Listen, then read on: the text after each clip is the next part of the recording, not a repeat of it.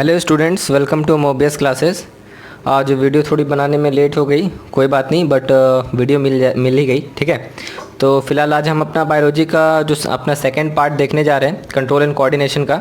Last class में हम लोगों ने इसके बारे में बहुत कुछ पढ़ा।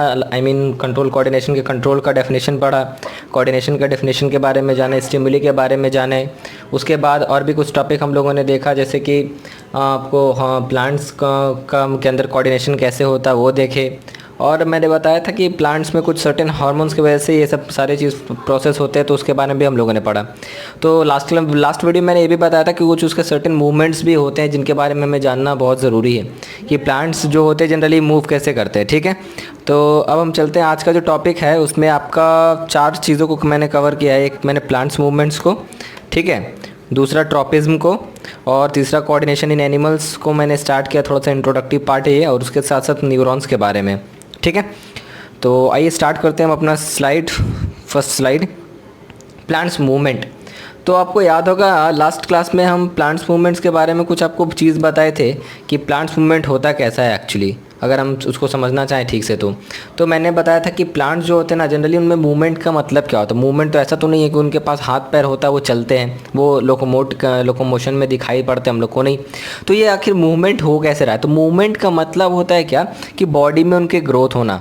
जब भी उनके बॉडी में कोई ग्रोथ होता है तो उससे हम लोग क्या बोलते हैं कि प्लांट्स में मूवमेंट हो रहा है। क्या हो रहा है? मूवमेंट हो रहा है। लाइक दैट, अगर हम इसको कहना चाहें कि प्लांट्स में जो मूवमेंट जो होता है, अगर वो हम आपको पता है थे कि जनरली जो मेरिस्टेमेटिक टिश्यू होते हैं उसके टिप पे ऑक्सिन नाम का हार्मोन मौजूद रहता है, जो कि क्या करता है कि प्लांट्स के ग्रोथ में क्या करता है, मदद करवाता है। ठीक है, यह हेल्प करता है। तो यहाँ पे स्लाइड से हम समझते हैं यहाँ पे कि movement of the plant are usually caused by unequal growth in its two region. ठीक है, by the action of plant hormones. आपको हम बताए थे लास्ट टाइम कि जैसे कि इस तरीके से मान लीजिए कि मैंने मेरिस्टेमेटिक टिश्यू बनाया और यहाँ से सनलाइट अगर इस तरीके से मिल रही है, तो ऑक्सिन हार्मोन जो होते हैं वो शेड में क्या होते हैं, मौजूद होते हैं, जहाँ पे आपका सनलाइट नहीं जा रहा है। ठीक है, तो ये ऑक्सिन हार्मोन क्या करता है, इससे क्या होता है कि इससे अनइक्वल ग्रोथ होता है, और ये इस तरफ क्या होता है, एक तरफ क्या ज़्यादा हमें ग्रो किया हुआ दिखाई देता है। ठीक है, और इसीलिए हमको ऐसा प्रतीत होता है कि वो लाइट की तरफ क्या कर रहा है, बेंड कर रहा है। ये मैंने चीज़ आपको लास्ट वीडियो में बताया था। ठीक है, तो ये स्टिम्यूलस के कारण क्या होता है? स्टिम्यूलस मतलब समझते होंगे एक्सटर्नल फैक्टर जिसके वजह से कोई भी चीज़ रिस्पॉन्ड करता है। तो अगर लाइट अगर उस पर पड़ रही है, क्योंकि आपको पता है कि प्लांट जब ग्रो करता है तो उसको सनलाइट और क्लोरोफिल ये सब तो ज़रूरी होते हैं, और वाटर का अवेलेबिलिटी रूट से वो एब्जॉर्ब कर लेते हैं। ठीक है, और कार्बन डाइऑक्साइड वो ऑर्गेनिज्म से कंज्यूम कर लेते हैं। ठीक है, तो यहाँ पे जो लाइट सनलाइट मिल रहा है, ठीक है, तो एक तरह का ये स्टिम्यूलस हुआ उसके ग्रोथ को बढ़ावा देने के लिए। ठीक है, ग्रोथ को बढ़ावा देने के लिए। तो यहाँ पे मैंने एग्जांपल भी मेंशन करके रखा है कि वही वाला कि auxin hormone is made and secreted by the meristematic tissue at the stem tip, यानी कि टिप ऑफ द शूट जिसको बोलते हैं, जो कि क्या करता है, उसे ग्रो करवाने में क्या करता है, मदद करता है। ठीक है, तो जनरली अगर हम वन वर्ड में समझना चाहें तो आप इसको ये वाला पॉइंट इंपॉर्टेंट समझिएगा कि the movement in any part of plant usually growth movement. मतलब क्या, अगर प्लांट के बॉडी में कहीं पे भी मूवमेंट हो रहा है तो इसका मतलब हमें समझना क्या है कि उसको जनरली हम बोल सकते हैं कि उसमें ग्रोथ मूवमेंट। क्योंकि अगर मान लीजिए ऐसा तो नहीं होता उसके पास कि उसके हाथ पैर होते हैं और वो मूव करते हैं, नहीं ना। तो उनके बॉडी में जो ग्रोथ होता है उसी के हिसाब से हम क्या डिटेक्ट करते हैं या डिटरमाइन करते हैं कि उनमें मूवमेंट हो रहा है। ठीक है, तो ये अगर हम प्लांट मूवमेंट की बात करें तो डिपेंडिंग अपॉन एक्सटर्नल फैक्टर जिसको हम लोग स्टिमुली बोलते हैं, तो 2 तरीके के होते हैं, वो ध्यान रखना है ये। ठीक है, एक हमारा आता है ट्रॉपिज्म और एक आता है हमारा नेस्टिस। ठीक है, ट्रॉपिज्म के बारे में मैंने लास्ट क्लास में ही बताया था कि ये जो होते हैं वो स्टिमुलस के डायरेक्शन में होते हैं, या उसके डायरेक्शन कहने का मतलब उसके अपोजिट डायरेक्शन, स्टिमुलस के अपोजिट डायरेक्शन या तो स्टिमुलस के डायरेक्शन में। ठीक है, तो आप कह सकते हो जो ट्रॉपिज्म जो होता है वो डायरेक्शनल मूवमेंट को शो करता है।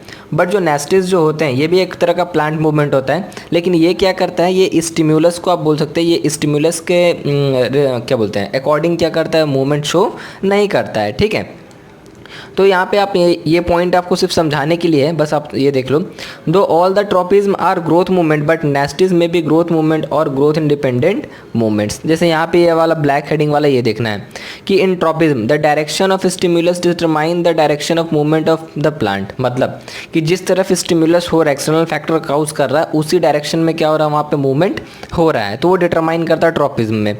लेकिन नेस्टिस में ऐसा बिल्कुल नहीं होता है, उसमें the direction of movement is not determined by the direction of stimulus. जैसे कि मैंने आपको बताया था कि अगर इंसेक्टिवोरस प्लांट का जो उनका जो फ्लैप होता है, ओपनिंग होता है जिससे वो इंसेक्ट्स उनके अंदर क्या करते हैं, एंटर करते हैं और वो क्लोज करता है, तो वो क्या कर रहा है, वो आपका ट्रॉपिज्म जैसा मूवमेंट नहीं शो कर रहा है, या हम बोल सकते हैं कि वो स्टिमुलस के अकॉर्डिंग नहीं हो रहा है। वो अपना नीड है उनका, वो अपने फूड को कंज्यूम करने के लिए उनका ओपनिंग और क्लोजिंग हो रहा है।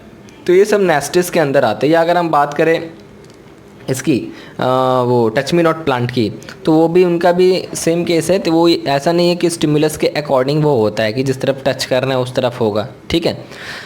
तो अब आते हैं हम डिटेल तरीके से पढ़ेंगे ट्रॉपिज्म के बारे में कि ट्रॉपिज्म का भी कुछ टाइप्स होता है, ठीक है। तो ट्रॉपिज्म का डेफिनेशन तो हम पहले ही बता चुके हैं, फिर भी एक बार और रीड कर दे रहे हैं। A growth movement of a plant in response to an external stimulus, ठीक है। एक्सटर्नल स्टिमुलस की वजह से अगर कोई प्लांट के अंदर जो एक ग्रोथ मूवमेंट हो रहा है, ठीक है, तो वो हो सकता है या तो वो स्टिमुलस के डायरेक्शन में हो, ठीक है, या हम कह सकते हैं कि वो उसके अपोजिट डायरेक्शन में हो। तो यहाँ पे स्टिमुलस का या ट्रॉपिज्म का आपको डेफिनेशन सिंपल तरीके में ये रखना है कि अगर कोई ग्रोथ मूवमेंट हो रहा है प्लांट के अंदर, ठीक है, एक्सटर्नल स्टिमुलस के कारण, जिससे क्या हो रहा है, वो डिटरमाइन कर रहा है किसका रिस्पॉन्स, किसका रिस्पॉन्स, प्लांट्स के मूवमेंट का रिस्पॉन्स, तो उसको हम लोग क्या बोलते हैं, ट्रॉपिज्म बोलते हैं। क्या बोलते हैं उसको, ट्रॉपिज्म, ठीक है। ट्रॉपिज्म देखिएगा कई तरीके के होंगे, तो depending upon the growth of the plant, क्योंकि ट्रॉपिज्म का मतलब मूवमेंट तो हो रहा है, तो मूवमेंट हो रहा है, तो वो मूवमेंट का मतलब क्या है कि प्लांट्स के बॉडी पार्ट में ग्रोथ होना, ठीक है। तो कई तरीके के ट्रॉपिज्म होंगे। तो फिलहाल तो यहाँ पे दो समझेंगे जो कि हम बार बार बोल रहे हैं, और ये सारे जितने भी टाइप्स ऑफ आपके ट्रॉपिज्म में होंगे वो सारे में आपको ये देखने को मिलेंगे। जैसे कि if the growth of the plant या movement of the plant is towards the stimulus, अगर जिस तरफ से कोई एक्सटर्नल फैक्टर, मान लीजिए ये यहाँ पे इस तरीके से एक लीफ है अगर मान लो, ठीक है, अगर इस तरफ से टच हुआ तो इसी के डायरेक्शन में मूव किया, ठीक है, इसी के डायरेक्शन में मूव किया, तो आप क्या बोलेंगे, पॉजिटिव ट्रॉपिज्म बोलेंगे उसको, ठीक है। जैसे कि अगर हम ये यहाँ पे अगर हम बात करते हैं, यहाँ पे कुछ लीव्स हैं या ये हैं, ठीक है, तो अगर सनलाइट यहाँ पे मिल रहा है तो इसके अकॉर्डिंग क्या कर रहा है, ये मूव कर रहे हैं। तो यहाँ पे हम बोल सकते हैं कि जिस तरफ से एक्सटर्नल फैक्टर उस पर पड़ रहा है और उसी डायरेक्शन में अपना मूवमेंट शो कर रहा है तो उसको पॉजिटिव ट्रॉपिज्म बोलेंगे, ठीक है। और अगर उसके अपोजिट में, जैसे कि अगर स्टिमुलस जिस तरफ है और उसके अपोजिट, मान लो स्टिमुलस इधर है और मूवमेंट किधर हो रहा है, उसका अपोजिट डायरेक्शन में, तो वहाँ पे हम क्या बोलेंगे उसको, नेगेटिव ट्रॉपिज्म। क्या बोलेंगे उसको, नेगेटिव ट्रॉपिज्म, ठीक है। टाइप्स ऑफ ट्रॉपिज्म के बारे में बात करते हैं, तो यहाँ पे ये समझेंगे कि फोटो मतलब क्या होता है, लाइट, फोटो मतलब होता है लाइट। तो तब स्टिम्युलस क्या होगा, लाइट्स के वजह से होगा, तो उसको हम लोग क्या बोलेंगे, फोटो ट्रॉपिज्म। ग्रेविटी के कारण होगा तो जियो ट्रॉपिज्म। और पता है जो ग्रेविटी होता है वो डाउनवर्ड की तरफ होता है, ठीक है। हम लोग, आप फिजिक्स में भी न्यूटन्स लॉ ऑफ मोशन में क्लास 9 में पढ़े थे, ठीक है। केमिकल्स की बात करें तो वहाँ पे जब केमिकल्स के ज़रिए क्या होगा, स्टिमुलस के कारण मूवमेंट होगा, ठीक है, केमिकल के कारण मूवमेंट होगा किसी भी तरीके का, तो उसको केमोट्रॉपिज्म बोलेंगे। आगे हम आपको एक्सप्लेन करते हैं, इसमें पॉलन ट्यूब वाला है, आपको वर्ड से ही मैं एक्सप्लेन कर दूंगा, ठीक है। वाटर के कारण अगर प्लांट्स का मूवमेंट हो रहा है, जनरली एक्वेटिक प्लांट्स की बात करें तो उसको हम लोग क्या बोलेंगे, हाइड्रोट्रॉपिज्म। टच के कारण अगर छूने की वजह से कुछ अगर ऐसा मूवमेंट हो रहा है तो उसको थिग्मोट्रॉपिज्म। तो आपको बस याद रखना है कि टच के वजह से होता है उसको क्या बोलते हैं। तो अगला स्लाइड में हम सारे का डेफिनेशन लिखे हुए हैं और सारे का पॉजिटिव और नेगेटिव भी मैंने उसमें बताया हुआ है, ठीक है। तो देखते हैं, अब देखिएगा, नंबर वन है हमारा फोटोट्रॉपिज्म। फोटोट्रॉपिज्म कहने का मतलब जब भी मूवमेंट होगा plant part response to light, मतलब लाइट के रिस्पॉन्स फैक्टर की तरफ से अगर क्या होगा, प्लांट में मूवमेंट आएगा, मतलब स्टिमुलस जो होगा वहाँ पे लाइट है हमारा और उस डायरेक्शन में अगर मूवमेंट हो रहा है तो उसको हम लोग क्या बोलेंगे, फोटोट्रॉपिज्म। तो यहाँ पे भी दो होगा, अगर if the plant moves towards light, अगर लाइट की तरफ मूव कर रहा है तो फोटोट्रॉपिज्म, और लाइट की तरफ अगर अवे कर रहा है तो आपका नेगेटिव फोटोट्रॉपिज्म, ठीक है। जियोट्रॉपिज्म अभी मैंने बताया ग्रेविटी को लेकर के, तो वही the movement of plant part in response to gravity के कारण जो होगा तो उसको हम लोग क्या बोलेंगे, जियोट्रॉपिज्म। जियो का मतलब ऐसे ही होता है क्या, अर्थ, ठीक है, अर्थ, ठीक है। तो आप ऐसे समझोगे, if the plant part moves in the direction of gravity, अगर ग्रेविटी की ओर अगर प्लांट पार्ट मूव कर रहा है तो वहाँ पे हम कहेंगे कि वो पॉजिटिव जियोट्रॉपिज्म है। लेकिन अगर प्लांट के ग्रेविटी के अपोजिट डायरेक्शन में या बोल रहे हैं कि वो मूवमेंट शो कर रहा है तो यहाँ पे आप क्या बोलेंगे उसको, नेगेटिव जियोट्रॉपिज्म, ठीक है। जैसे एक्सेलरेशन क्लास 9 में फिजिक्स में पढ़े थे, एक्सेलरेशन में आपका रिटार्डेशन पढ़े थे कि positive acceleration, negative acceleration, zero acceleration पढ़े थे ना। तो उसी तरीके से याद रखिएगा, पहले तो वो चीज़ एक है, जैसे अगर जियोट्रॉपिज्म भी बोले उस फिर एक आपका उसमें पॉजिटिव आ रहा है कि उसमें आ रहा है नेगेटिव। ये हम सोचे ये चीज़ को आपको ना दे, आपको बात से ही समझा दें, फिर सोचे कि आप लोग के पास नोट्स भी होना एक ज़रूरी है, तो इसीलिए इसको हम यहाँ पे पॉइंट आउट कर दिए हैं, ठीक है। अब देखेंगे थर्ड नंबर क्या बोल रहा है। थर्ड नंबर है the movement of a plant in response to a chemical stimulus is called chemotropism. यहाँ पे ये वर्ड है केमोट्रॉपिज्म। केमो यहाँ पे देखिए वर्ड डिटरमाइन कर रहा है केमो फॉर केमिकल। अब देखो इसका थोड़ा सा आपको डिटेल करते हैं यहाँ पे। अगर हम फिगर जो आपको पकड़ में आ रहा होगा हम क्या बना रहे हैं, तो आप ये समझिएगा थोड़ा।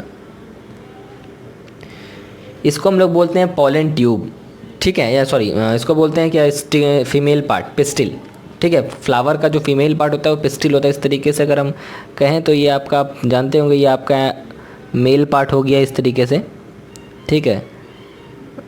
रफ फिगर ही बना रहे ताकि थोड़ा वीडियो को ज़्यादा लंबा ना करें। तो यहाँ पे आपको पता है जब एंथर बर्स्ट करता है और यहाँ पे पॉलन ग्रेन्स गिरते हैं, ठीक है। तो यहाँ पे जब पॉलन ग्रेन्स जब इसके अंदर आते हैं यहाँ पे इस तरीके से, ठीक है, तो जब पॉलन ग्रेन्स अंदर आएंगे तो ओपनिंग यहाँ पे बनता है और ये क्या, ये पॉलन ग्रेन्स क्या होते हैं, ये अंदर जाते हैं क्या, ओव्यूल तक, ठीक है। ओव्यूल तक जाते हैं, ये इस तरीके से एक ट्यूब लाइक रचना बनाते हैं। तो जनरली यहाँ पे जो अगर हम पॉलन ट्यूब जो अंदर जा रहा है तो जनरली रिएक्ट यहाँ पे कुछ केमिकल प्रोसेस हो रहा है, तभी तो ये पॉलन ट्यूब के थ्रू अंदर जा रहे हैं। तो यहाँ पे ये जो चीज़ शो कर रहा है आपका किस चीज़ को, केमोट्रॉपिज्म को, मतलब केमिकल के वजह से दिखेगा, ये केमिकल की वजह से यहाँ से मूवमेंट हो रहा है केमिकल के डायरेक्शन में, तो यहाँ पे ये केमोट्रॉपिज्म में आएगा, ठीक है। इसमें भी आपका वही चीज़ है, अगर केमिकल के डायरेक्शन में हुआ तो पॉजिटिव, केमिकल के अगेंस्ट में हुआ तो नेगेटिव, ठीक है। नेक्स्ट अब आते हैं हाइड्रोट्रॉपिज्म। हाइड्रो मतलब होता है वाटर, ठीक है, हाइड्रो रिलेटेड होता है वाटर से, ठीक है। तो the movement of plant part in response to water, अगर वाटर के रिस्पॉन्स में होगा तो हाइड्रोट्रॉपिज्म। इसमें भी आपका होगा अगर वाटर के डायरेक्शन में है तो पॉजिटिव हाइड्रोट्रॉपिज्म, वाटर के अगेंस्ट में है तो उसमें नेगेटिव हाइड्रोट्रॉपिज्म, ठीक है। नेक्स्ट आते हैं हमारा थिग्मोट्रॉपिज्म, जिसको टच के अकॉर्डिंग बोलते हैं। The direction growth of the plant part in response to the touch of an object, उसको क्या बोलते हैं, थिग्मोट्रॉपिज्म। जैसे आपको मनी प्लांट ये सब आप देखे होंगे, जो कि क्या हो, या वैसे प्लांट जो कि क्या करते हैं, क्लाइंबिंग ट्रीज जिसको हम लोग बोलते हैं, मतलब वो खुद अपने दम पे उनका स्टेम इतना स्ट्रॉन्ग नहीं होता है कि खुद से वो सपोर्ट मतलब खड़े रह सकें, तो क्या करते हैं किसी भी चीज़ का सहारा लेते हैं अब क्या करने के लिए, स्टैंड होने के लिए। तो यहाँ पे जो climbing parts of the plants जैसे जो टेंड्रल्स होते हैं, ठीक है, वो ग्रो करते हैं टुवर्ड्स एनी सपोर्ट, वो किसी चीज़ में लपटा जाते हैं इस तरीके से ताकि वो उनको एक सपोर्ट मिल सके और आराम से वो क्या कर रख सकें, ठीक है। तो which they happen to touch and wind around that support, wind मतलब उनके लपटा जाना चारों तरफ। तो so tendrils of plant are positively thigmotropic, मतलब यहाँ पे देखिएगा कि जिस तरफ टच के अकॉर्डिंग, मतलब जिस तरफ वो टच कर रहा है उसके अकॉर्डिंग क्या कर रहा है, वो बढ़ते चला जा रहा है। तो यहाँ पे क्या शो कर रहा है, इसमें पॉजिटिवली थिग्मोट्रॉपिज्म शो कर रहा है, ठीक है। अब देखो यहाँ पे आता है नेस्टिस और या नेस्टिक मूवमेंट, ठीक है। तो नेस्टिस और नेस्टिक मूवमेंट के बारे में हम लोग यहाँ पे समझेंगे वन बाय वन करके क्या होता है। तो नेस्टिस का मतलब बताया मैंने कि ये जो होता है नॉन डायरेक्शनल होता है, ठीक है, मैंने बताया। तो यहाँ जब movement of the plant part, अगर प्लांट पार्ट का मूवमेंट होगा किसके रिस्पॉन्स में, एक्सटर्नल स्टिम्युलस के रिस्पॉन्स में, in which the direction of response is not determined by the direction of stimulus.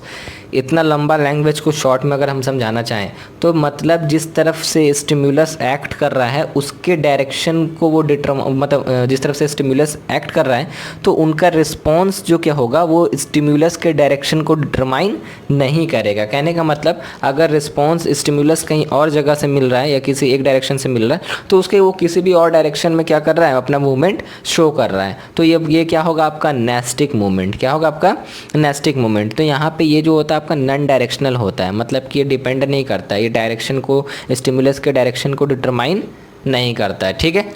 अब मेजर यहाँ पे डिफरेंस समझेंगे। The main difference between tropic and nastic movement that it is that tropic movement is directional movement. देखिए जो tropic movement जो होता है वो डायरेक्शनल मूवमेंट होता है, बट जो नेस्टिक मूवमेंट जो होता है वो क्या होता है, वो आपका नॉन डायरेक्शनल होता है, ठीक है। तो ये आपके स्टिम्युलस के अकॉर्डिंग जो नेस्टिक जो होगा हमारा वो क्या होगा आपका नॉन डायरेक्शनल, और आपका जो ये हमारा क्या बोलते हैं ट्रॉपिज्म जो होगा वो क्या होगा हमारा डायरेक्शनल होगा, ठीक है। तो नास्टिक मूवमेंट में कुछ आपका एग्जांपल देख सकते हो, लाइक आपको ये जनरली जो होता है कहाँ पे, फ्लैट ऑर्गन्स लाइक लीव्स में या पेटल्स ऑफ फ्लावर। पेटल्स का मतलब होता है colourful part of the flower, ठीक है।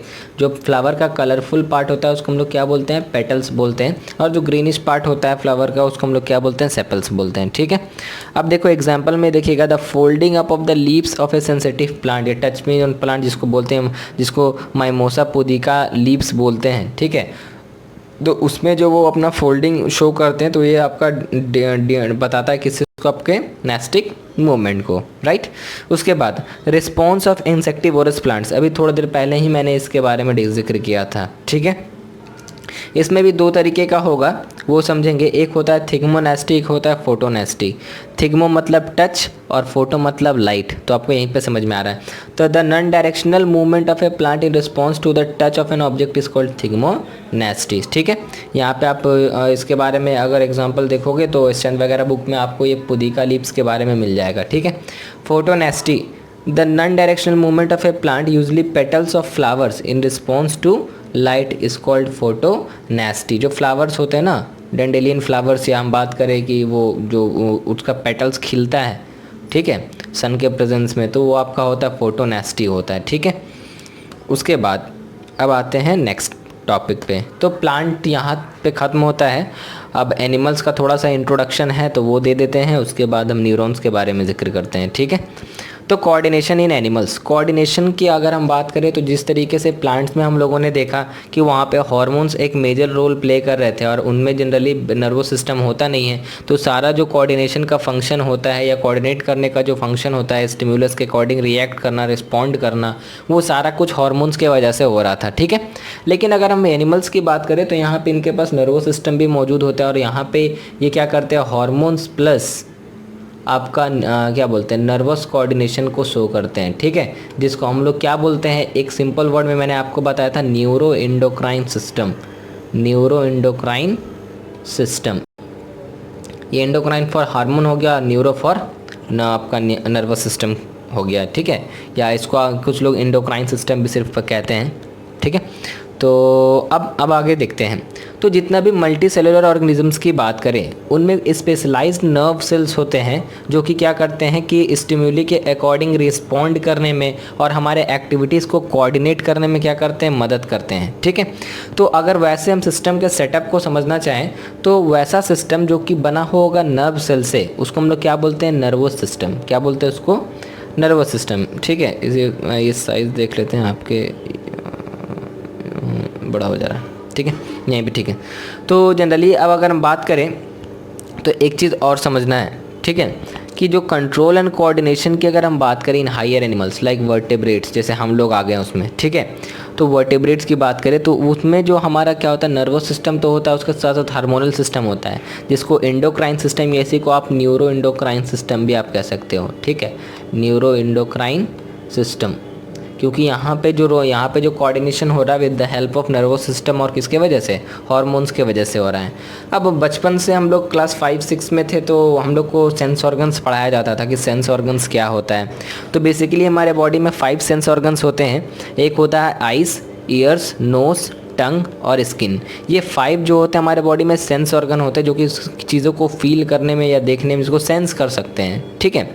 अब यहाँ पे देखिएगा ये सेंस ऑर्गन्स जो होते हैं इनमें रिसेप्टर्स होते हैं, ठीक है, रिसेप्टर्स होते हैं। अब रिसेप्टर्स का मतलब क्या होता है, जो कि हम बोल सकते हैं ना कि स्टिम्युलस के अकॉर्डिंग क्या करते हैं कि वो अपने आप को रिस्पॉन्ड करते हैं, जिसके वजह से एक रिसेप्टर आप बोल सकते हैं it is a type of cell, अगर बोल सकते हैं एक तरह का सेल होता है, ठीक है, सेंस ऑर्गन के अंदर, जिसके वजह से कोई भी स्टिम्युलस, कोई भी एक्सटर्नल फैक्टर, जैसे हम अगर किसी भी चीज़ को टच किए तो गर्म लगा, ठीक है, गर्म लगा, तो ये गर्म लगा तो यहाँ पे वो रिसेप्टर एक तरह का सेल होता है जो कि क्या करता है कि स्टिम्युलस, जैसे कुछ भी एक्सटर्नल चीज़ को हम टच किए तो वहाँ पे स्टिमुली होने की वजह से जो सेंसिटिव या जो सेंसेशन, जो फीलिंग जो होती है उसको डिटरमाइन करता है, उसको हम लोग क्या बोलते हैं, रिसेप्टर्स बोलते हैं, ठीक है। तो रिसेप्टर को अगर हम यहाँ पे डेफिनेशन से समझे तो रिसेप्टर जो होता है एक सेल होता है, यानी आप बोल सकते हैं ग्रुप ऑफ सेल होता है in a sense organ which is sensitive to a particular type of stimulus, ठीक है। पर्टिकुलर टाइप ऑफ स्टिमुलस के लिए क्या होता है, वो सेंसिटिव होता है। अब पर्टिकुलर स्टिमुलस क्या क्या होते हैं, जनरली आपका बोल सकते हो light, sound, smell, taste, heat, pressure etcetera, ये सब जो होते हैं जिसकी वजह से क्या हो सकते हैं, वो रिसेप्टर उस चीज़ों को डिटेक्ट करते हैं। ठीक है, पहला आता है आपका photo receptors. Photo receptors related होता है हमारा लाइट से। ठीक है, फोनो रिसेप्टर होता है हमारा, बोल सकते हैं साउंड से। फोन मतलब होता है ना, कान में लगाते हैं आवाज़ आता है। ठीक है, तो related it is something relating to sound. Olfactory indicators हम लोग पढ़े थे, याद है? केमिस्ट्री का रिसेंट चैप्टर स्टार्ट किए तो और फैक्ट्री इंडिकेटर्स के बारे में बताए थे, और इसमें बताए थे कि इसका टेस्ट क्या होता है, ये स्मेल क्या होता है, चेंज करता है। तो ऑल फैक्ट्री रिलेटेड होता है आपका स्मेल से। गस्टेटरी रिसेप्टर्स होता है टेस्ट से, और थर्मो रिसेप्टर्स होता है हीट या टेम्परेचर से, आप कह सकते हो। ठीक है, हीट और टेम्परेचर, इसमें आपका प्रेशर वगैरह भी आ गया। ठीक है, तो ये सब कुछ रिसेप्टर्स होते हैं जो हमारे बॉडी में, जिनका काम होता है क्या, कि चीज़ों को उनके अकॉर्डिंग रिस्पॉन्स करवाना। ठीक है, अब देखो जितने भी रिसेप्टर्स होते हैं सेंस ऑर्गन्स के अंदर, वो क्या करते हैं, स्टिमुली को रिसीव करते हैं। कुछ भी, जैसे मान लो अगर हम बाहर कोई भी चीज़, गर्म चीज़ को टच कर रहे हैं, तो वो क्या कर रहे हैं कि वो गर्म चीज़ हुआ तो वो स्टिमुली कारण ये रिसेप्टर्स जो थे, ठीक है, सेंस ऑर्गन्स के अंदर, ये क्या किए कि रिसेप्टर्स इस चीज़ों को कलेक्ट करके सराउंडिंग से कहाँ मैसेज भेजता है हमारा, स्पाइनल कॉर्ड और ब्रेन को। ठीक है, इन the form of electrical impulse. मतलब ये जो, अगर हम बात करें कि यहाँ पे अगर कोई चीज़ गर्म चीज़ है, इसको हम टच किए, तो ये जो यहाँ से जो रिसेप्टर्स होते हैं, ये इन्फॉर्मेशन सेंड कर रहा है कहाँ, आपको ब्रेन और स्पाइनल कॉर्ड को। किस रूप में आपको पता है, मैंने बताया कि वहाँ पे जो होते हैं इलेक्ट्रिकल इम्पल्स के, इलेक्ट्रिसिटी के रूप में क्या होते हैं, मैसेजेस क्या होते हैं, ट्रांसफ़र किए जाते हैं। तभी तो हम लोग इतना फास्ट कोई भी चीज़ को रिस्पॉन्ड करते हैं। ठीक है, आपको पता है कि इलेक्ट्रिसिटी कितना, इलेक्ट्रिक जो होता है या इलेक्ट्रिक इम्पल्स की बात करें, कितना फास्ट ट्रैवल करता है। ठीक है, तो यहाँ पे वो जो सिग्नल्स जो भेजते हैं, वो आपका किस फॉर्म में, इलेक्ट्रिकल इम्पल्स के रूप में, और ये किसके थ्रू जाता है, सेंसरी नर्व्स। अब ये क्या होता है, जब हम लोग न्यूरॉन्स के बारे में थोड़ा सा पढ़ेंगे तो आपको पता चलेगा। जनरली 3 तरीके का होता है, उसके हम लोग तब पता चलेगा आपको। ठीक है, तो उसमें एक और आता है आपका मोटर नर्व्स, उसके बारे में हम लोग पढ़ेंगे। एक तो पहले वो पहुंचाया, अब मोटर नर्व्स क्या करता है कि वो वापस से वो इन्फॉर्मेशन को लेके आता है, मतलब कि जो ब्रेन तक गया उससे वापस लाने के, यानी कि another type of nerves is called motor nerves that transmit the response from the brain and spinal cord to the effectors again in the form of electrical impulse। ठीक है, जैसे कि यहाँ से इधर गया तो वापस जहाँ से ब्रेन से वापस वो इन्फॉर्मेशन भेजेगा, तभी तो हाथ हटाएंगे। अब यहाँ से इन्फॉर्मेशन गया ब्रेन तक और पता चला वहाँ पे जाके छोड़ दिया इन्फॉर्मेशन, अब कोई काम ही नहीं किया, तब तो पता हाथ वैसे रखे हैं और तब तक हाथ तो काफ़ी ज़्यादा सुंदर फिर दिखने लगेगा, नहीं ना। तो उसके लिए क्या होता है कि वहाँ से वो रिस्पॉन्ड करता है। ठीक है, सेम इन्फॉर्मेशन को वो क्या करता है, सेंड करता है कि भाई अब हमको हाथ हटाना है, तो इन्फॉर्मेशन भेजता है, तो उसके अकॉर्डिंग हम लोग एक्ट करते हैं। अब यहाँ पर एक वर्ड आया था इफेक्टर्स। ठीक है, इफेक्टर क्या होता है, तो यहाँ पे देखो हम डेफिनेशन भी उसका लिखे हुए हैं यहाँ पे, अगर आप देखिएगा तो, an effector is a part of body which can respond to stimulus according to the instruction send from the nervous system. जब सिग्नल ब्रेन तक गया, ठीक है, तो ब्रेन के जाने के बाद वहाँ से उसका प्रोसेस करके इंस्ट्रक्शन जो दिया जाता है, ठीक है, उसको तो भी वो क्या करता है कि हमारा जो मोटर नर्व्स होता है वो इन्फॉर्मेशन लेके जाता है। तो जो इंस्ट्रक्शन देने का काम होता है ना स्टिमुलस के अकॉर्डिंग, उसी को हम लोग क्या बोलते हैं, हम इफेक्टर बोलते हैं। क्या बोलते हैं उसको, इफेक्टर। अब देख सकते हो, an effector is a part of the body which can respond to stimulus according to the instruction. जैसे अगर हम किसी को इंस्ट्रक्शन दिए कि ये चीज़ करना है, तो इंस्ट्रक्शन देने का मतलब जो चीज़ हम दिए तो आप उसी के अकॉर्डिंग करोगे। ठीक है, लेकिन आपके क्लास में बात थोड़ी अलग हो जाती है, बोलता हूँ कुछ, करते हैं कुछ और। जैसे कि अभी होमवर्क को लेकर के आप खुद देखते ही होंगे। ठीक है, इसीलिए अब हम बोलना भी छोड़ दिए हैं ग्रुप में, ज़्यादा फोर्स करना भी ज़रूरी नहीं है, जिसको मन है पढ़ेगा, नहीं है नहीं पढ़ेगा। ठीक है, उसके बाद देखते हैं। तो ये आपका नर्वस सिस्टम में आपका स्पाइनल कॉर्ड और ब्रेन आ जाता है, ये तो पता है। अब देखो जितने भी हमारे मसल्स या ग्लैंड्स जो होते हैं वो रिस्पॉन्ड करते हैं ना इलेक्ट्रिकल इम्पल्सेस को, जो सेंड किए जाते हैं नर्वस सिस्टम, तो किसके ज़रिए सेंड किए जाते हैं, वो मोटर नर्व्स के ज़रिए। अभी आपको यहाँ पे ये चीज़ थोड़ा सा कॉम्प्लिकेटेड लग रहा होगा, जितना मंडा ये घुमाए हुए हैं, तो उसके लिए टेंशन नहीं लेना कि हमको ये समझ में नहीं आ रहा है, समझ में आएगा, क्योंकि अभी वो चीज़ हम नीचे बताने वाले हैं। इसलिए आपको अभी थोड़ा दिक्कत हो रहा है, क्योंकि अभी हम एक्सप्लेन नहीं किए, ये मोटर न्यूरॉन नहीं पढ़ाया और क्या बोलते हैं सेंसरी, तो यहाँ पे बस इंट्रोडक्शन में आपको दे दिए कैसे काम करता है। फिलहाल तो वो हम नीचे बताने ही वाले हैं। ठीक है, अब आते हैं यहाँ से, तो यहाँ पे देखते जाओ, control and coordination in humans. तो यहाँ पे मैंने ये तो बता दिया, बिना टाइम वेस्ट नहीं करेंगे। 2 चीज़ों की वजह से होता है, एक नर्वस सिस्टम और एंडोक्राइन सिस्टम, जिसको हम लोग हार्मोनल सिस्टम भी कहते हैं, और दोनों मिल करके क्या बनाता है, हमारा न्यूरो एंडोक्राइन सिस्टम। ठीक है, बार बार हम ये चीज़ बोल रहे हैं तो ज़रूरी होगा तभी हम बोल रहे हैं, ठीक है। अब ह्यूमन नर्वस सिस्टम की बात करें तो यहाँ पे जो फंक्शन होता है क्या करता है कि ये एक्टिविटीज़ को करने में क्या करता है, हमारे बॉडी को कोऑर्डिनेट करता है। मतलब आप बोल सकते हो कि नर्वस सिस्टम का काम क्या होता है, वो कोऑर्डिनेट करता है कोई भी चीज़ को, एक्टिविटीज़ जो हमारे बॉडी के अंदर जितने भी मेटाबॉलिज्म या एक्टिविटीज़ जो हम करते हैं उसको करने में क्या करता है, वो कोऑर्डिनेट करता है, ठीक है। अब जैसे वो बहुत सारे हमारे एक्शंस को कंट्रोल करता है, लाइक एक्शंस में थिंकिंग, सोचना, बिहेवियर। अब जैसे जो हम सोच रहे हैं, ठीक है, उसके अकॉर्डिंग कब हमें रिस्पॉन्स करना है, किसके सामने क्या बोलना है, तो ये सब सारा चीज़ जो हो रहा है ये कंट्रोल कर रहा है। तो ये कंट्रोल करने वाले तो हमारे अंदर में जो सिस्टम मौजूद हैं, लाइक हम कह सकते हैं जो नर्वस सिस्टम, वो हेल्प करते हैं इस चीज़ों को कि इस अकॉर्डिंग हमें रिस्पॉन्ड करना है, ठीक है। अब देखो जो नर्वस सिस्टम जो होते हैं, ठीक है, वो हेल्प करते हैं अदर सिस्टम्स को, हमारे बॉडी को, ताकि वो प्रॉपर तरीके से वर्क कर सके। हमारे बॉडी में बहुत तरीके के सिस्टम्स हैं, लाइक हम अगर हम बात करें डाइजेशन की, रेस्पिरेशन की, कुछ भी की बात करें तो सारा चीज़ जो हो रहा है वो सही प्रोसीजर में हो और सही लाइन लेंथ से हो, प्रॉपर वे में हो। इसके लिए हमारे बॉडी के अंदर सारा कुछ जो वो सही तरीके से हो, इसके लिए क्या होना चाहिए, कोऑर्डिनेशन होना चाहिए। अगर कोऑर्डिनेशन नहीं होगा तो क्या हो, कोई भी चीज़ सही से नहीं होगा, ठीक है। तो कोऑर्डिनेशन, एक साथ मिलजुल कर काम करने से ही क्या होता है, कोई भी चीज़ अच्छी तरीके से रिस्पॉन्ड करता है, ठीक है।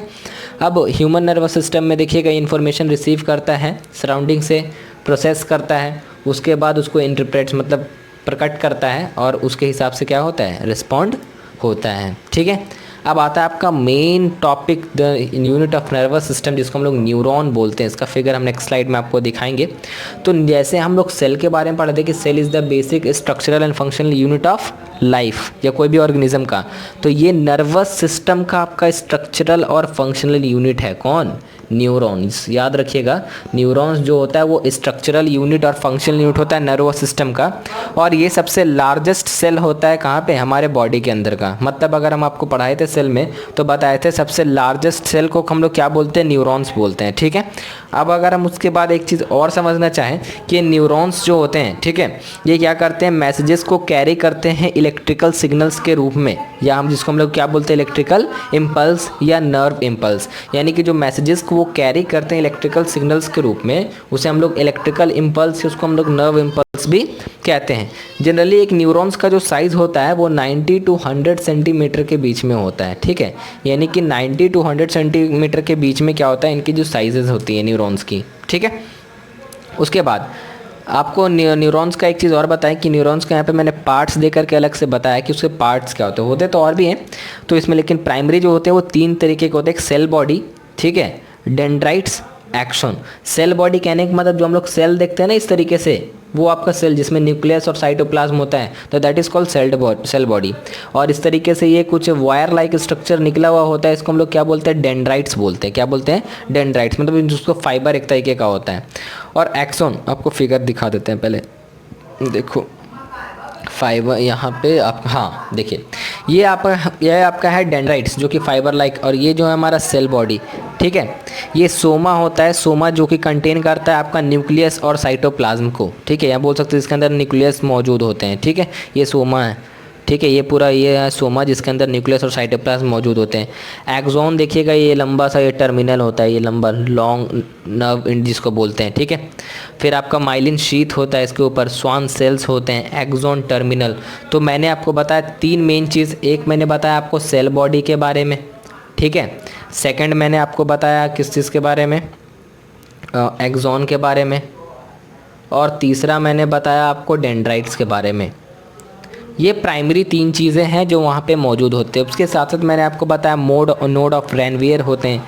अब ये देखिएगा, ये नोड ऑफ रेनवियर क्या होता है मैं यहाँ पे बता देता हूँ। जनरली ये एक गैप होता है, ठीक है, गैप होता है माइलिन शीथ के अंदर। यानी कि ये देखिएगा यहाँ पे जो सबके बीच में जो जगह दिख रहा होगा खाली खाली वाला, ये वाला जो हम राउंड कर रहे हैं, तो इसको नोड ऑफ रेनवियर बोलते हैं। ये एक गैप होता है, it is a gap between कहाँ पे, आपका माइलिन शीथ, ठीक है। ये माइलिन शीथ जो ये आपका लगा हुआ है ना, ये माइलिन शीथ के बीच में गैप होता है।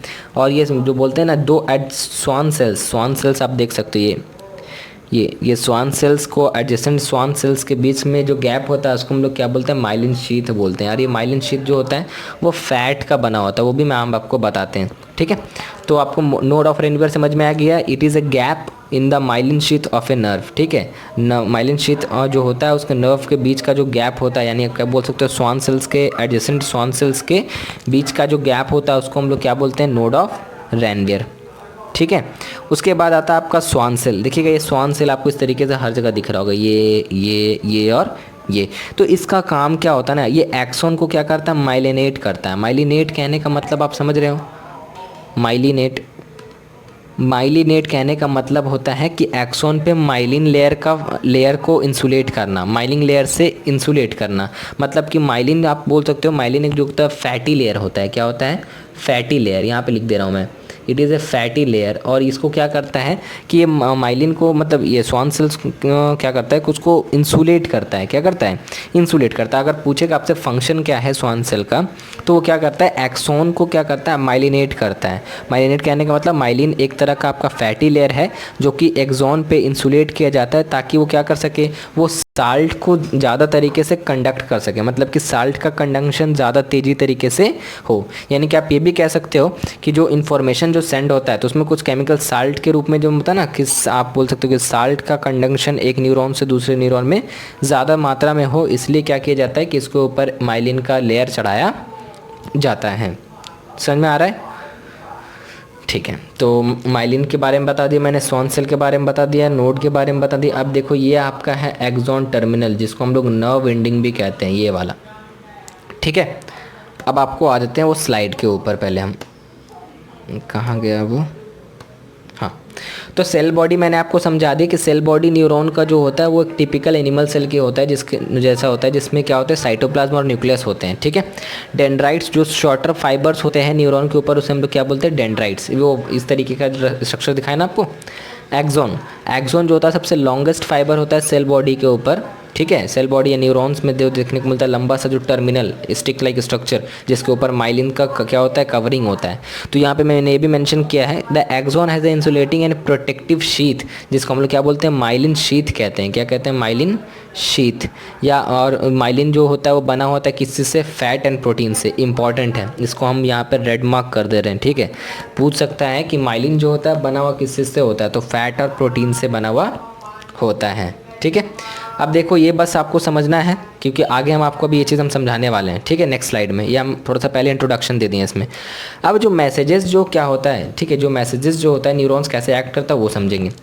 The messages which the neurons transmit in the nervous system are in the form of electrical impulse. सबको पता है ये चीज़, मैं थोड़ी देर पहले से एक्सप्लेन कर रहा हूँ कि जो मैसेजेस जो होते हैं न्यूरॉन्स के अंदर वो ट्रांसमिट होते हैं नर्वस सिस्टम में, किस रूप में, नर्व इम्पल्स के रूप में, या जो बोलते हैं इलेक्ट्रिकल इम्पल्स के रूप में, ठीक है। और ये डेंड्राइट्स जो होते हैं, जो फाइबर जो होते हैं, वो क्या करते हैं, इस नर्व इम्पल्स को पिक करते हैं, और पिक करके वो एक्सॉन के थ्रू होते हुए पास करते हुए क्या करते हैं, अगले न्यूरॉन तक लेकर के जाते हैं। और दो न्यूरॉन के बीच में जो मतलब जो गैप होता है, ठीक है, जंक्शन, यानी कि दो न्यूरॉन जहाँ से कनेक्टेड होते हैं उसको हम लोग क्या बोलते हैं, साइनैप्स बोलते हैं। क्या बोलते हैं उसको, साइनैप्स। या हम बोल सकते हैं गैप भी बोल सकते हैं, दो न्यूरॉन्स के बीच में जो गैप होता है उसको हम लोग क्या बोलते हैं, साइनैप्स। ये याद रखने वाली वर्ड है। नेक्स्ट स्लाइड में आपको और भी ज़्यादा क्लियर हो जाएगा, ठीक है। अब देखेंगे यहाँ पे टाइप्स ऑफ न्यूरॉन, क्या क्या न्यूरॉन्स के कितने टाइप्स होते हैं। तो जनरली न्यूरॉन्स के 3 टाइप्स होते हैं। एक होता है आपका सेंसरी न्यूरॉन, मोटर न्यूरॉन और रिले न्यूरॉन। ये वेरी इंपॉर्टेंट है, इसको हम VVI मार्क कर दे रहे हैं अभी से ही, ठीक है। न्यूरॉन्स तो एकदम खास करके आपको समझ के चलना है, ठीक है। कैसे काम करता है आपको ये भी मैं बता दूंगा। सेंसरी न्यूरॉन, मोटर न्यूरॉन और रिले न्यूरॉन। एक होता है सिग्नल को ले जाने वाला, यानी कैसे, सिग्नल को ले जाने वाला। ये होता है सिग्नल्स को ले करके आने वाला, को लेकर आने वाला। और ये जो रिले न्यूरॉन होता है ये दोनों को कनेक्ट करता है, यानी कि लिंक का काम करता है बीच में, ठीक है। आपको फिगर में मैं दिखा दूंगा। तो सेंसरी न्यूरॉन का मतलब समझिएगा, ये एक ऐसा न्यूरॉन होता है, या ये हम बोल सकते हैं, जो कि क्या करता है, सेंसेशन को पिक करता है रिसेप्टर से। मतलब कि जहाँ से क्या हो रहा है, स्टिमुलस हो रहा है, ठीक है, रिसेप्टर से, या जो भी रिसेप्टर होगा, चाहे वो आपका फोटो रिसेप्टर होगा, फोनो रिसेप्टर, कोई भी, मैंने टाइप्स ऑफ रिसेप्टर आपको बताया।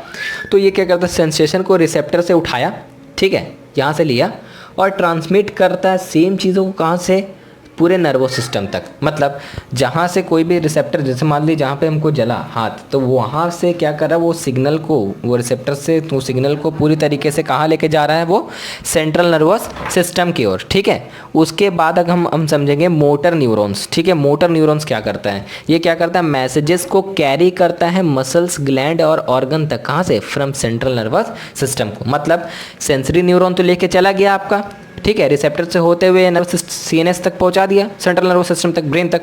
अब वहाँ से जो सिग्नल, जो वो क्या किया कि वो आपको बताया था मैंने इफेक्टर के बारे में भी, ठीक है, लास्ट अभी थोड़ी देर पहले मैंने आपको बताया था। देखिए यहाँ पे कहाँ गया,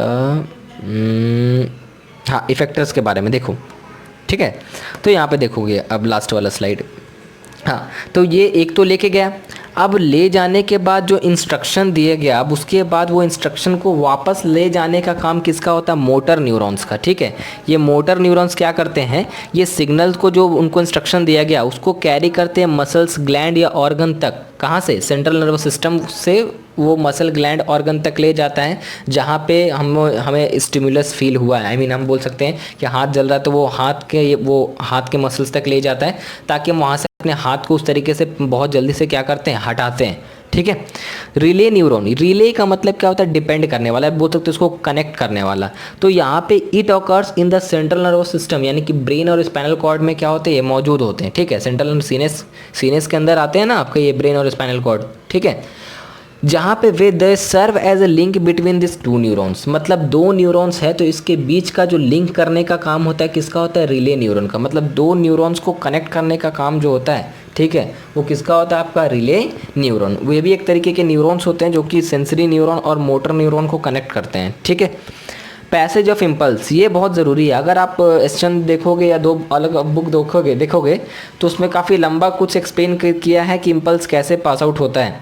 अगर आप चीज़ों को ये मेरे डायग्राम से समझ जाओगे तो आप इसको अपने लैंग्वेज में बहुत अच्छे तरीके से लिख लोगे, ठीक है। तो समझोगे हम क्या बताना चाह रहे हैं। जब कोई स्टिम्युलस क्या हुआ, वहाँ पे एक्सटर्नल फैक्टर काउज किया, ठीक है, तो रिसेप्टर से होते हुए वो चीज़ क्या करता है, डेंड्राइट्स के थ्रू, न्यूरॉन्स का जो डेंड्राइट्स है फाइबर वाला, होते हुए वो सेल बॉडी से होते हुए एक्सॉन तक जाता है, ठीक है। एक्सॉन से जाते हुए एक्सॉन टर्मिनल, एक बार फिगर देख लो कहाँ पे क्या क्या होता है, ठीक है। ये आपका डेंड्राइट्स है, यहाँ से होते हुए ये कहाँ गया आपका, एक्सॉन तक, ये वाला एक्सॉन, ठीक है, ये वाला एक्सॉन, और एक्सॉन से होते हुए ये कहाँ पे गया आपका, एक्सॉन टर्मिनल। देख लिए एक बार फिगर अच्छे से। अब देखो इधर आ जाओ। तो स्टिमुलस होने से रिसेप्टर के होते हुए क्या किया, डेंड्राइट से होते हुए सेल बॉडी, पूरा जो सेल बॉडी था, सेल बॉडी से एक्सॉन में गया लंबा वाला, फिर वहाँ से जा करके ये एक्सॉन टर्मिनल में गया, मतलब एक न्यूरॉन्स पे पूरा ट्रैवल कर लिया। उसके बाद यहाँ पे समझना है, जैसे ही एक टर्मिनल ख़त्म होता है एक न्यूरॉन, वहाँ पे एक गैप होता है जिसको हम लोग बोलते हैं क्या, साइनेप्स। क्या बोलते हैं उसको, साइनेप्स। और ये गैप के पास से क्या होता है, एक केमिकल्स रिलीज होता है। क्या निकलता है, केमिकल रिलीज होता है, जो कि क्या करता है कि इन्फॉर्मेशन को क्या करता है, हम बोल सकते हैं वो गैप को फुलफिल करता है। क्योंकि इलेक्ट्रिक, वो बताया कि मैंने कि वो जो सिग्नल जा रहा है इलेक्ट्रिक करंट के रूप में, यानी कि इलेक्ट्रिसिटी के रूप में, इलेक्ट्रिक इम्पल्स के रूप में जा रहा है। और आपको पता है कि अगर हम फिजिक्स के रूप से समझे कि अगर सर्किट जब तक कंप्लीट नहीं रहेगा तब तक इलेक्ट्रिक करंट पूरी तरीके से ट्रैवल नहीं करेगा, ठीक है। तो यहाँ पे जब गैप है दो न्यूरॉन्स के बीच में, तब तो वहाँ पे सर्किट एक तरीके से हम समझ सकते हैं ब्रेक है। तो यहाँ पे जो हल्का सा जो गैप होता है, वहाँ पे केमिकल रिलीज होता है जिसको हम लोग बोलते हैं न्यूरोट्रांसमीटर। क्या बोलते हैं उसको, न्यूरोट्रांसमीटर। वहाँ पे हम लिख देना चाह रहे हैं आपको, इसको बोलते हैं न्यूरोट्रांसमीटर। वो केमिकल रिलीज करता है जिससे क्या होता है, दो न्यूरॉन्स का जो गैप होता है वो क्या होता है, फुलफिल हो जाता है, ठीक है। और फिर ये क्या होता है, ये फिर उसके बाद क्या करता है, दूसरे डेंड्राइट्स के टिप में ये इन्फॉर्मेशन चला जाता है, और फर्दर उसके बाद फिर से वो सेम प्रोसीजर अपनाता है, cell body, axon, axon terminal, फिर ऐसे करके सारा न्यूरॉन्स में ये इन्फॉर्मेशन जाता है, ठीक है। तो आप समझ रहे होंगे, मतलब कि कोई भी स्टिमुलस हुआ, उसके बाद वहाँ से रिसेप्टर उसको सिग्नल्स को रिसीव किया, सेंसरी ऑर्गन्स, उसके बाद वो न्यूरॉन्स के डेंड्राइट्स पे गया, ठीक है। डेंड्राइट्स पे जाने के बाद आप उसके बाद आप कोई फिगर से ही बता देते हैं एक बार, और कोई फिगर है यहाँ पे, हाँ देखो देखो, ये आपका रिसेप्टर हो गया, ठीक है। रिसेप्टर से होते हुए आपका डेंड्राइट्स पे गया, डेंड्राइट से जाने के बाद सेल बॉडी पे गया, ये एक्सॉन पे, फिर डेंड्राइट्स पे, ठीक है, एक्सॉन पे गया, फिर यहाँ पे एक्सॉन एंडिंग है आपका, जिसको हम लोग क्या बोले थे आपको, एक्सॉन टर्मिनल, ठीक है। तो यहाँ पे तो फिलहाल यहाँ पे आप समझोगे कि यहाँ पे ये रिले न्यूरॉन है, ये रिले न्यूरॉन है, ये क्या कर रहा है कि आपका एक सेंसरी न्यूरॉन और क्या बोलते हैं मोटर न्यूरॉन, ये दोनों को कनेक्ट करने का या ज्वाइन करने का काम कर रहा है। समझ में आ रही है मेरी बात? तो इस तरीके से अगर इससे समझोगे तो यहाँ से डेंड्राइट से होते हुए रिसेप्टर हो गया, यहाँ पे रिसेप्टर से डेंड्राइट्स पे गया, डेंड्राइट से सेल बॉडी पे गया, ठीक है, ये सेल बॉडी पे ग्रीन से जो मार्क कर रहे हैं, उसके बाद ये आपका गया एक्सॉन पे, फिर ये एक्सॉन से कहाँ गया आपका एक्सॉन टर्मिनल, और यहाँ पे क्या होता है देखिएगा, यहाँ पे मौजूद होता है एक अलग न्यूरॉन्स, और इसके बीच में एक जो गैप होता है उसको हम लोग क्या बोलते हैं आपको, साइनेप्स, और वहाँ पे केमिकल रिलीज होता है न्यूरोट्रांसमीटर। देखो इस तरीके से ये गैप है इतना, इस तरीके से दिख रहा है, ये दो न्यूरॉन्स के बीच का ये जो गैप दिख रहा है इतना, ये गैप में देखिएगा ये जो आपको डॉट डॉट स्ट्रक्चर दिख रहा है आपको, ठीक है, ये डॉट डॉट स्ट्रक्चर जो दिख रहा है ये है आपका न्यूरोट्रांसमीटर। क्या है आपका? न्यूरोट्रांसमीटर, जो कि क्या कर रहा है, दो न्यूरॉन्स के गैप को क्या कर रहा है, फुलफिल कर रहा है, जिसके वजह से इलेक्ट्रिकल इम्पल्स पूरे अच्छी तरीके से पास हो सकेगा, ठीक है। वीडियो को 2 बार दिखेगा, इंपॉर्टेंट चीज़ है, और इसीलिए मैं बार बार इस पर आपको रिपीट कर रहा हूँ, ठीक है। तो यहाँ पे आप देखेंगे ये जो मैसेजेस जो होते हैं वो कैरिड किए जाते हैं, ठीक है, कैरिड किए जाते हैं in the form of electrical impulse through neuron to neuron. तो न्यूरॉन टू न्यूरॉन जाता है, अब दो न्यूरॉन के बीच में गैप होता है, उसको हम लोग साइनैप्स बोलते हैं, और वहाँ पे वो जो गैप में क्या होता है कि एक केमिकल रिलीज होता है जिसको हम लोग बोलते हैं न्यूरो ट्रांसमीटर, ठीक है, न्यूरो ट्रांसमीटर, जो कि क्या करते हैं कि वो दोनों गैप को फुलफिल करते हैं, जिसके वजह से इलेक्ट्रिकल इम्पल्स आसानी से उसमें फ्लो कर सकेगा, ठीक है। उसके बाद आता है साइनेप्स का डेफिनेशन भी यहाँ पे मेंशन करके रखें, it is a narrow gap containing communicating junction between two neurons, ठीक है, where an axon terminal comes in near contact with the dendrite terminal of next neuron, ठीक है। दो न्यूरॉन्स होता है ना, एक का जैसे अगर हम बात करें यहाँ पे सेल बॉडी, और यहाँ पे ये एक्सॉन टर्मिनल हो गया, ठीक है, और यहाँ पे फिर दूसरा का, तो एक का आपका एक्सॉन टर्मिनल होगा, दूसरे का आपका डेंड्राइट्स होगा, ठीक है, तो दोनों कनेक्ट होंगे, और वहाँ पे जो गैप होगा उस गैप में न्यूरोट्रांसमीटर केमिकल्स रिलीज होता है, ठीक। याद रखिएगा एक चीज़ इंपॉर्टेंट है, ये लाइन MCQ में बन सकता है सवाल, कि साइनेप्स जो क्या करता है, एक्ट करता है वाल्व्स के जैसा। आप हर्ट पढ़े थे, हर्ट में आपको वाल्व्स के बारे में मैंने बताया था कि ये वन डायरेक्शन में क्या करता है, चीज़ों को फ्लो करवाता है, ठीक है। तो उसी तरीके से यहाँ पे समझना है कि synapse acts like one way valves because the chemical present in it only one side of the gap due to which nerve impulses travel in only one direction. देखो ये जो केमिकल्स जो मौजूद होते हैं ये वन साइडेड होता है, मतलब कि केमिकल्स इसी तरीके से ये आपका रिलीज़ होकर एक तरफ से जाएगा, ऐसा नहीं कि इधर से भी जाएगा ये। तो केमिकल जब वन साइडेड में जाएगा तो यहाँ पे जब केमिकल वन साइडेड में जाएगा तो यहाँ पे कह सकते हैं जो नर्व इम्पल्स जो होता है, इलेक्ट्रिकल इम्पल्स जो होगा वो ट्रैवल करेगा वन डायरेक्शन में ही, मतलब कि अगर इस तरफ से जा रहा है तो इसी डायरेक्शन में वो ट्रैवल करेगा, ना कि वो ऐसा डायरेक्शन में ट्रैवल करेगा, ठीक है। तो आज का चीज़ यहीं पे एंड होता है। एक बार फिर से हम ये दिखा दे रहे हैं, देखिएगा सेंसरी न्यूरॉन्स आपको दिख रहा होगा ये, और यहाँ पे ये देखिएगा एक रिले न्यूरॉन होता है जो कि मोटर न्यूरॉन और सेंसरी न्यूरॉन को ये क्या करता है, कनेक्ट करता है, क्या करता है, कनेक्ट करता है, जिसके वजह से वो अच्छी तरीके से रिस्पॉन्ड करते हैं। ये न्यूरॉन्स का ये फिगर याद रखिएगा, ये वाला, ठीक है, ये मैं आपको दिखाने के लिए बता दिया कि कैसे वो दोनों कनेक्टेड होते हैं, और यहाँ पे रिले न्यूरॉन का काम क्या होता है, बस ये दोनों को ज्वाइन करता है, ठीक है। एक हो गया सिग्नल देने वाला, पहुँचाने वाला ब्रेन तक जो अब, और उसको वापस से जो इंस्ट्रक्शन दे करके रिस्पॉन्ड करके लाने का काम किसका होता है, मोटर न्यूरॉन का, ठीक है। तो वीडियो को हम एंड कर रहे हैं यहीं पे, आपका चारों टॉपिक हम एक्सप्लेन कर दिए हैं, और होमवर्क दे देंगे, आप लोग कर लीजिएगा। 10th है बाबू, थोड़ा सा सीरियस हो जाओ, मन नहीं करता बोलने का, लेकिन क्या करें, लगाव है आप लोग से कुछ ज़्यादा ही, इसलिए बोल देते हैं, ठीक है। तो ध्यान रखिएगा, और होमवर्क जो दे रहे हैं वो कर लीजिएगा, ठीक है। तब तक के लिए बाय, टेक केयर।